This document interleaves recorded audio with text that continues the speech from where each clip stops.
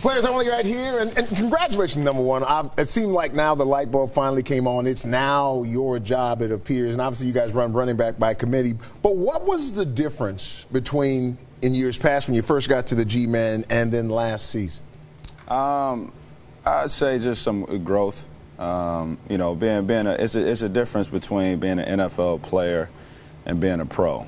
And I think everybody's played the game could attest to that. Being an NFL player is a guy that comes in the league, has some talent, plays a little bit, but a pro really understands how to take care of his body, how to play the X's and O's, play the game before it happens. And I've just been allowing my maturity to catch up with my age at the same time. So I've been excited as I'm getting in my latter years. I'm just getting into my prime. But as a running back, and I call running backs kind of me position, not that you're selfish, but running backs, in other words, I'm used to carry the ball. I want to carry the ball 25, I want to carry the ball 30 times. How difficult is that for you in today's NFL to kind of share the load? Because everywhere I'm sure else you've been the guy.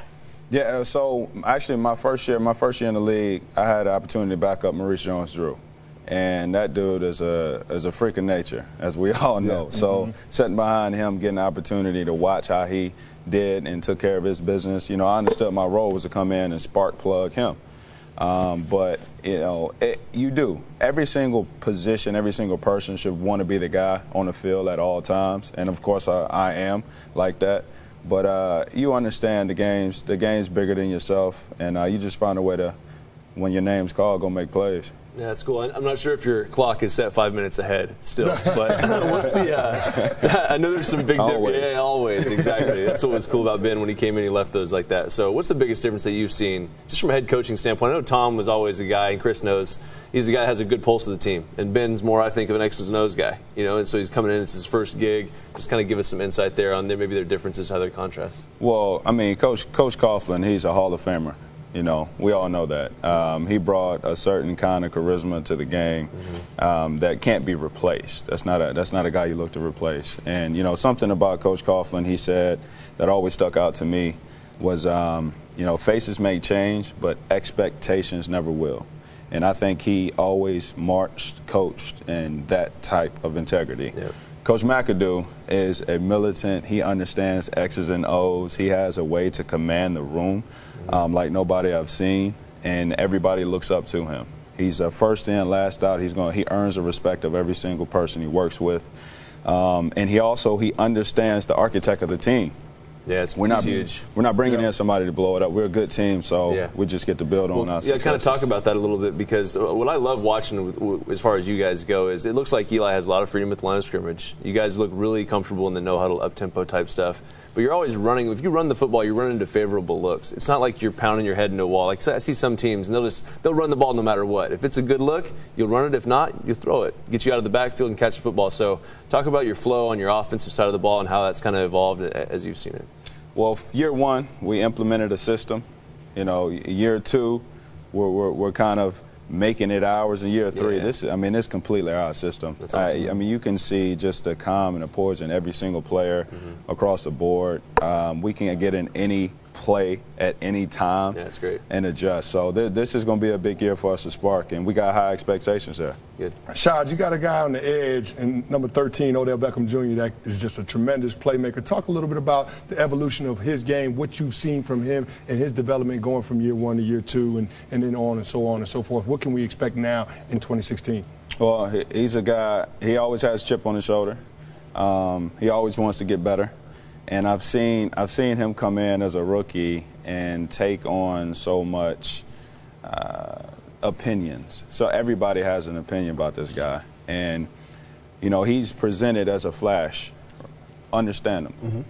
But the work that he puts in behind scenes when the cameras are not around is exceptional. And that's something he doesn't get credit for. He's a first in, last out kind of guy. So I just expect him to keep on growing, and he has a lot more to prove. It's funny. We were talking earlier about, I think one of our favorite Giants is Victor Cruz. And just the fact that, when you look at, unfortunately, the injuries after the injuries, can you give us any update of kind of what you're seeing? Do you feel like he's going to be on schedule to return this year? Absolutely.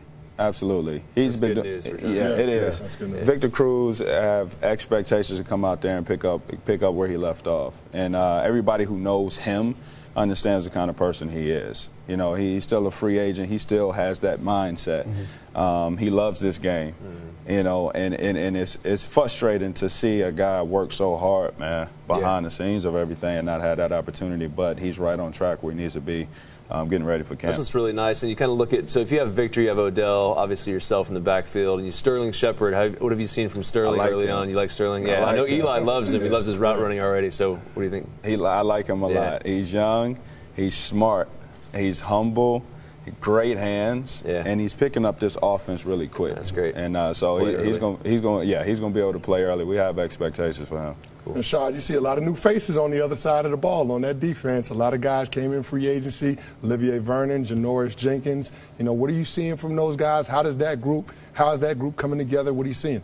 Well, like I said, NFL players versus pros. We're bringing in more pros, and you know, guys who want and understand what it means to work, who how to lead the younger guys along. And we got some guys that can cover, and we got some guys that can put some pressure on the quarterback. Get that ball so back. that's going to help. That's going to help the defense get off the field, put the offense back on the field, give us an opportunity to get more points on the board. So we're going to be playing sound collective team football this year.